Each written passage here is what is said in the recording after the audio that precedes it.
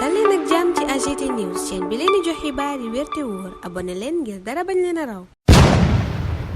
AGT News. jërë ngeen jëf ci ànd bi ak AGT News conseil des ministres bi am fukki fan ak juróom-ñett weeru juillet bi président de la république daal dina cay tabb ñu baree bari ñàkk cee gis Falla Fleur yëkkati ay laaj yu bari ndaw soosa ràññeeku lool dip activiste bu jege lool parti Pastef bokk na ci ñi gën a xeex ngir Ousmane Sonko ak Bassirou Diomaye Faye am ndam ci xeex bi doxoon seen digganteeg nguur gi fi newoon laaj yooyu nag ba mu jibee moom Falla Fleur indi nay tontu ci réseaux sociaux yi daal di xamle ne faloon nañu ko directrice générale ci weeru mai waaye moom moo ko lànkoon loola ay raisons personnelles waral Falla Fleur daal di sant gërëm ñépp ñi nga xam ne ñoo ko doon ñaanal wax ne ñaan yooyee yegsi na te itam amul seen fay moom Falla Fleur it dalal na xelu ñi koy topp xamal leen ne njiitu réew mi ak premier ministre noona it lañu ko faalee ndax tabboon nañu ko directrice générale ca weeru mai waaye moom moo ko lànk Falla Fleur nag indiwul ay leeral ca fa ñu ko tabboon waxul itam lu waral mu lànk jël boobale poste jaar-jaaram bokk na ci li tax mu ràññeeku li ñu ko tëjoon kaso fan weeru mai atum 2023 juriste booba digga ko fekk ca bërëbu liggéeyukaayam jàpp ko ñu ko doon toppee provocation directe à un attroupement armé acte et manœuvre de nature à compromettre la sécurité publique ay publication yi mu doon def ci réseaux sociaux yi képp a waraloon ñu di ko toppee loola gannaaw bi ko chambre correctionnelle bu Ndakaaru daanee ñetti weeri kaso yu muy tëdd ñaar fukki fan ak juróom-benn weeru octobre atum 2023 Falla Fleur daal dinay tëdd boobale peine ba mu jeex Falla Fleur moom nag mi ngi gënoon a ràññeeku keroog procès Adji Sarr ak Ousmane Sonko mu mel ñépp taskatu xibaar dëgg ña ko doon topp ñépp ca page am Falla Fleur dund leen boobale àtte mel ne ña nga fa woon def ca reportage bu mucc ayib lépp lu ñu fa wax mu jottali ko ci anam gu mucc ayib gannaaw loola nag ca la ñu ko teg loxo ba muy tëdd pen ba ñu ko tëj Falla Fleur yaakaaroon ne ay coonam fa la yem ca la ko administration pénitentiaire tuumaalee ni dafa doon jéem a génne bataaxal ci lu teguwut ci yoon loola waral ñu boot ko ca kanamu àttekat ba gannaaw ba ñu ko garde à vue ca commissariat bu Grand Yoff foofa sax Falla Fleur defoon na fa crise bu méttee betti ndax ko xiiboon la wér-gu-yaramam gaaw a sooxe lool Falla Fleur gannaaw coono yi yépp mu daj ñu jox ko poste mu lànk ko ñi koy topp lañu ca jàpp mooy wone na ni wut lu mu am taxutoon muy xeex li taxoon muy xeex mooy Sénégal ndax Sénégal googa moom Falla Fleur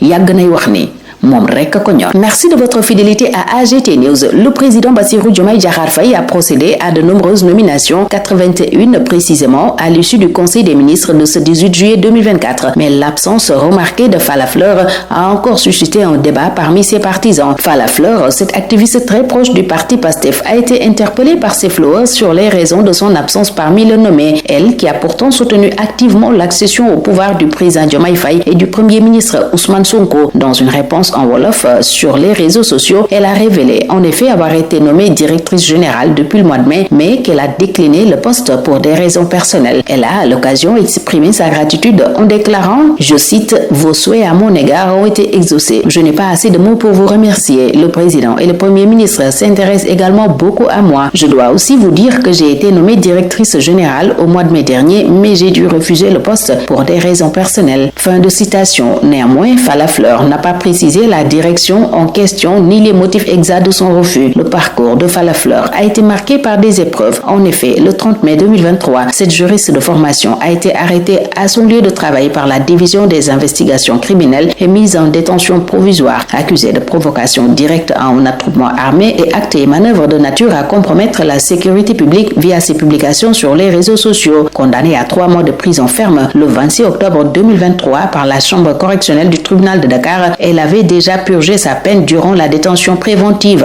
Ndeye Fatou Fall s'est notamment fait remarquer par sa couverture exceptionnelle, telle une vraie journaliste du procès Ousmane Sonko Adji Sarr. Elle a fait vivre ce procès à ses milliers de followers comme si ces derniers y étaient. Au cours de sa détention, Falla Fleur a été aussi accusée par l'administration pénitentiaire d'avoir tenté de sortir une lettre de manière illégale, ce qui l'avait conduit encore devant le juge après une garde à vue au commissariat de Grand Yoff où elle a piqué une crise car ayant une santé fragile. Aujourd'hui, Falla démontre encore une fois son désintéressement et prouve selon ses nombreux followers que seul le Sénégal compte pour elle. AGT News.